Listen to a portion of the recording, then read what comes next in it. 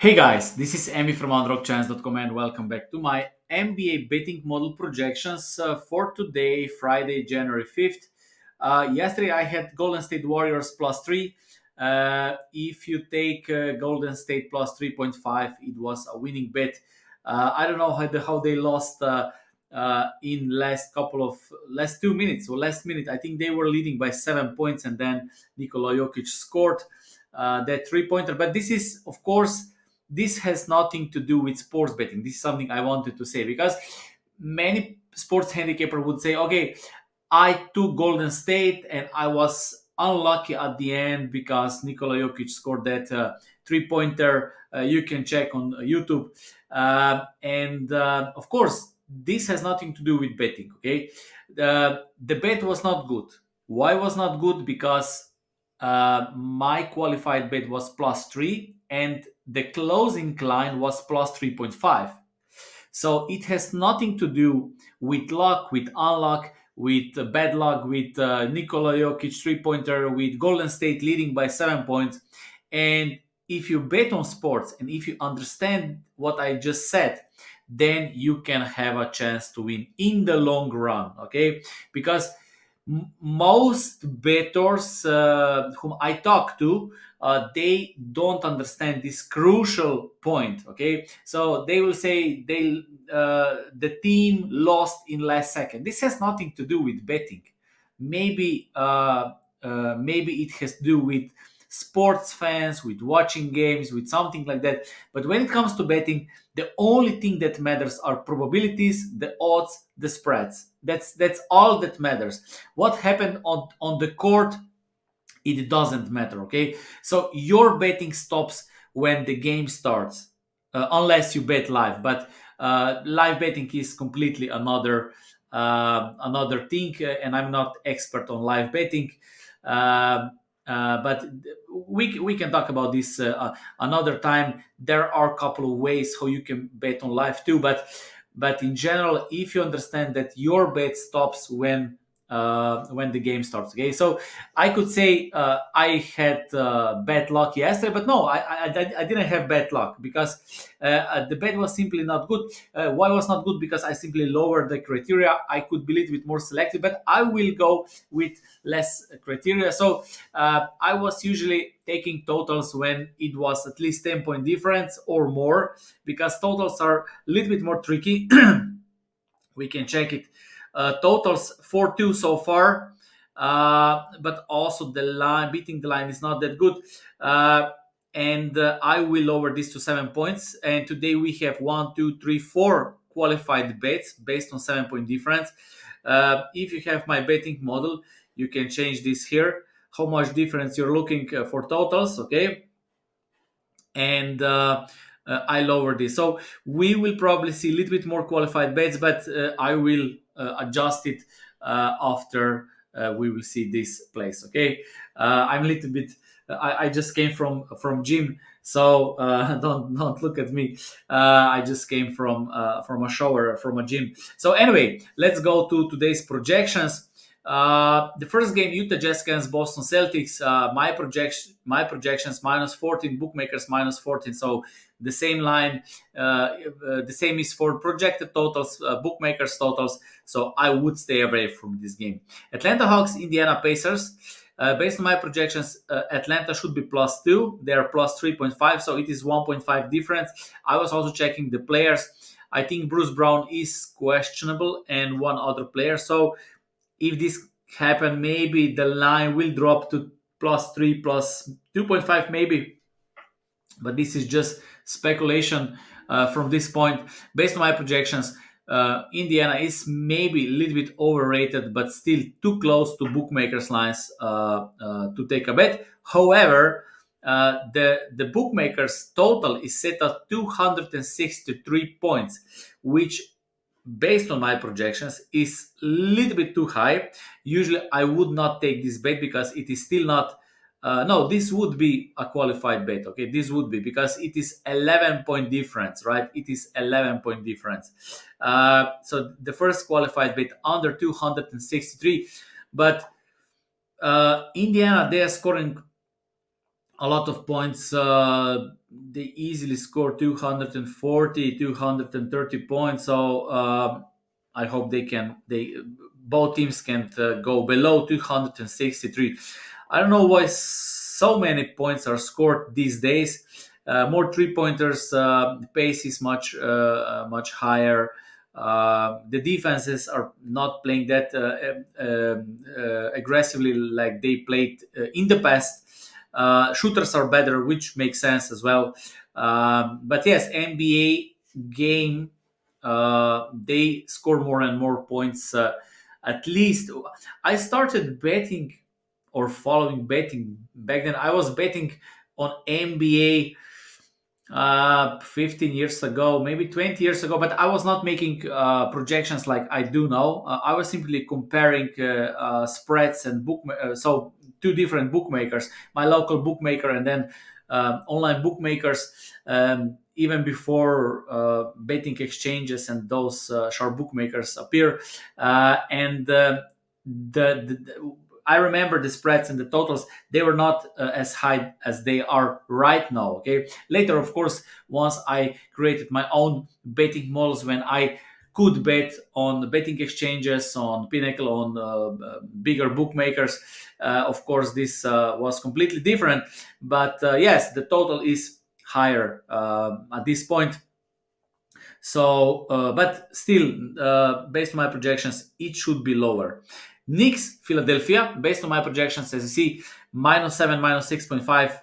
The spread is basically the same. But when it comes to projected totals, I have projected a little bit higher total than bookmakers. Bookmakers have 227. I have 200 and no 234.5. So it is 7.5 difference. I need to change. So after I made projections, I change this criteria on the right side if you have my betting model. But I checked manually. Okay, so if the bookmaker's total is 227 and your betting model say that it should be 234.5, of course this is over if you're looking for 7 point difference. Okay, but if you bet on sports and if you have your own system or sports betting model, it is okay that you set the rules, the criteria. This can be changed during the process. It will eventually change because the market will change. Bookmakers will change. Bookmakers will get stronger, better. The market is smarter, and of course, you will change. So, for example, if I bet 2 years ago with one betting model, or 3 years ago, for example, and I had this criteria, this type of betting model. And then, of course, maybe the market change a little bit, switch a little bit.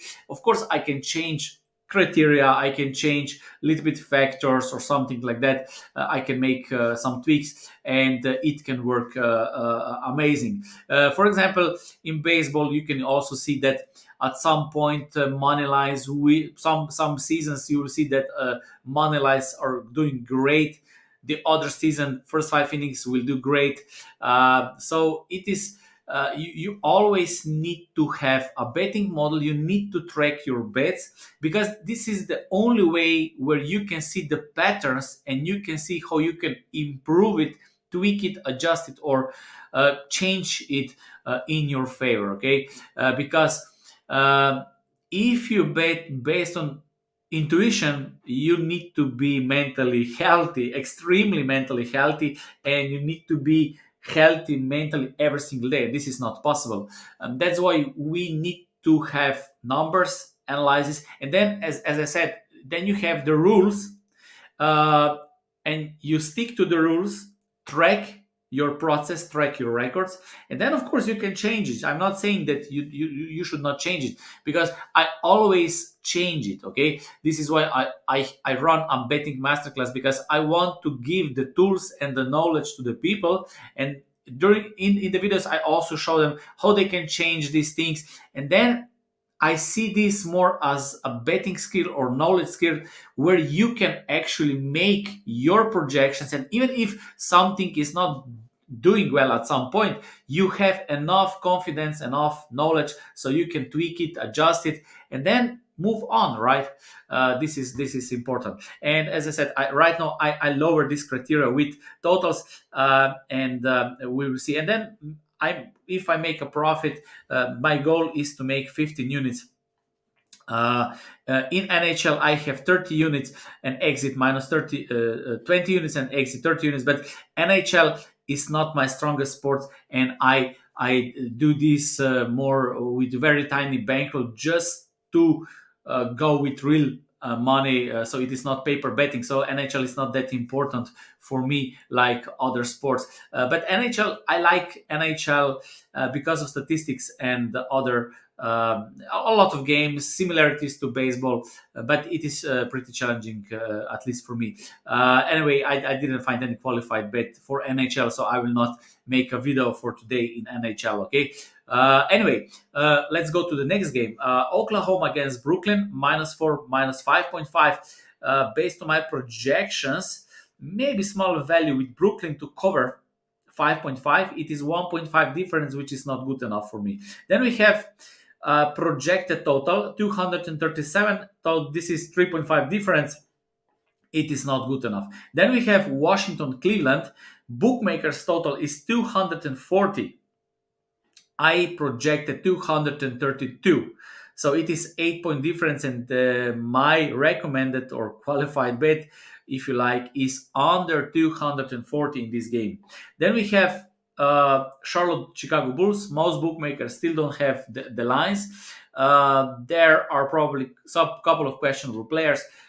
I might change or update this later, but I will not create another video. So I will comment below if I decide to take something from these games. As you see here, I don't have bookmakers odds, and here, so those are the games where serious bookmakers still don't have the odds. Minnesota Houston. Based on my projections, Houston should be plus 2.5, bookmakers plus 4. But I didn't take into the lineup Tari Eason. If he's playing for Houston, then Houston should be, I think, plus 1. This would be close to be qualified bet, okay? But still, it is not qualified bet based on my projections. I think later, if there will be some changes, there might be some value with Houston plus 4, but you need to be quick with NBA because the lines will move immediately. Clippers Pelicans minus 1.5, minus 1. Those are my lines. I didn't find the value in spreads.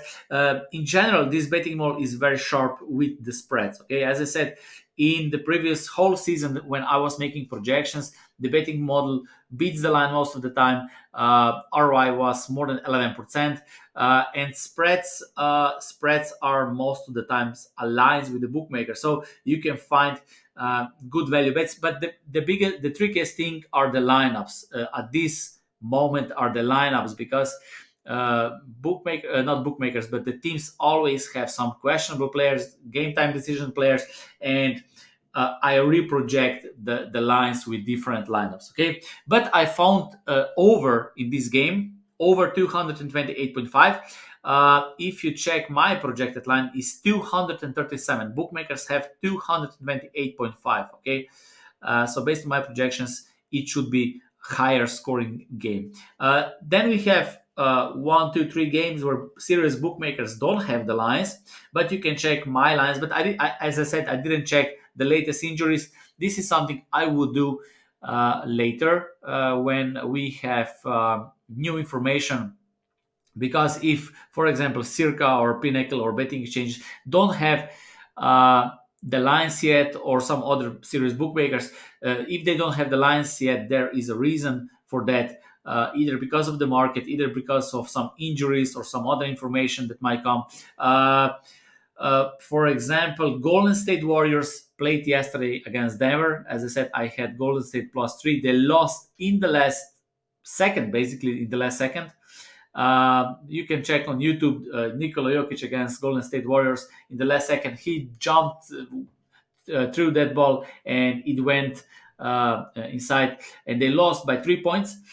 So this can be a little bit shocking for them, but I'm not playing these mind games. They're professionals, so I always stick to the numbers. Okay, so with baseball, with any sport. So always stick to the numbers. Of course, sometimes you can make a mistake as well, but overall, sticking to the numbers is the best way, at least for me. Okay, and if I would stick to other information, I would probably never uh, gave myself a chance to make a career from sports betting. I can say that I made a career from sports betting because this is this changed my life, right? Golden State should be minus 13 based on my projections. Of course, I didn't check the latest injuries. Maybe they had some injuries yesterday. Memphis against Lakers, and the same with Denver, right? Denver played yesterday against Golden State, so they had to travel back to Denver. Uh, Also, change of the city, we know, and based on my projections, they should be minus 8.5. Orlando Magic is coming to them, so. Uh, it was a nice win yesterday, but of course, stick to the numbers, and this is the best way. Memphis Grizzlies, Lakers minus 3.5, minus 4.5. Uh, I have projected slightly bigger number than bookmakers, but we also don't know. So LeBron James, Anthony Davis, they are always listed as game time decision, but most of the times they are playing, right? So I have them in the lineup. But if they will not play, this projected total will drop, and the lines will also drop. So maybe small value with Memphis. Toronto, Sacramento, my line and bookmakers lines are the same, and also the same with the totals. Okay, so today, uh, four qualified bets based on my lowered criteria of 7 points. Under in Atlanta against Indiana, over in Knicks, Philadelphia, under in Washington, Cleveland, and over in Pelicans, Clippers. So those are my qualified bets. You can still be selective and go with 10-point difference and 7-point difference for the spreads. There will be much less games, but they are extremely good. I decided to go a little bit lower because I was monitoring this lower difference potential plays, and it looks like that my projections are much more aligned with bookmakers this season. Of course, market is changing, bookmakers are changing as well, and sometimes we need to lower this criteria, and that's it. Okay, so that's it from me today. The video is a little bit longer, but I hope you got some insights. Those are my insights, of course. Don't believe everything what I say. Don't take blindly my advice. This is the best advice, basically, because I simply share what works for me, what worked for me. I do this for many years, and since I run my website, I think it is 8 or 7 years since I run my website. And of course, I will also make mistakes. I will also uh, say something that will not work for everyone, but I hope that I can relate with some of you, so you can see the value with numbers, with spreadsheets, with betting models, and this is my way. But of course, there are also many ways, many other ways, how to find the value. The value is always the pet. Okay, so positive expected value is always the goal, but how you find positive expected value, there are different ways. Okay, and I found in my life that the best way is with betting models, probabilities, with projecting the spreads, totals, odds, in Google spreadsheets or Excel, because this is something anyone can learn. Because in general, because I don't believe that an average person will learn Python.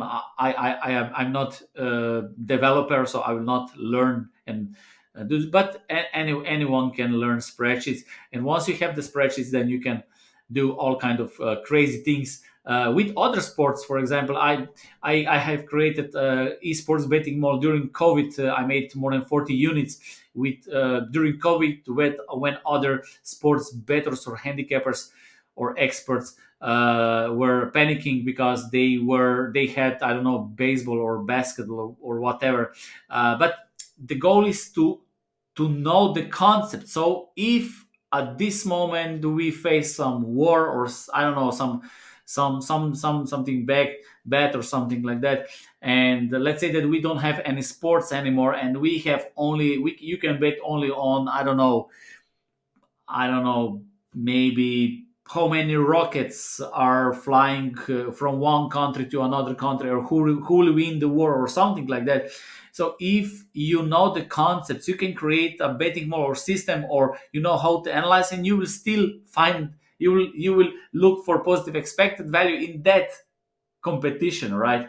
If you just stick to the sport and you ignore the concepts of betting, then you are without any weapon or without any skill to win. So I believe that before anyone bets, uh, this should be the goal. At least this is what I think, because at the start of my betting career, I was just betting, and then later I started doing more and more on myself and so on. But if I would do this earlier, I would save a lot of time. I would make much more money. I would save a lot of nerves. But everyone has its own path, okay? And as I said, don't listen to every single advice, because I'm not the best. I'm not the biggest expert. So that's it. Okay. Have a nice day, and whatever decide to take, I wish you good luck.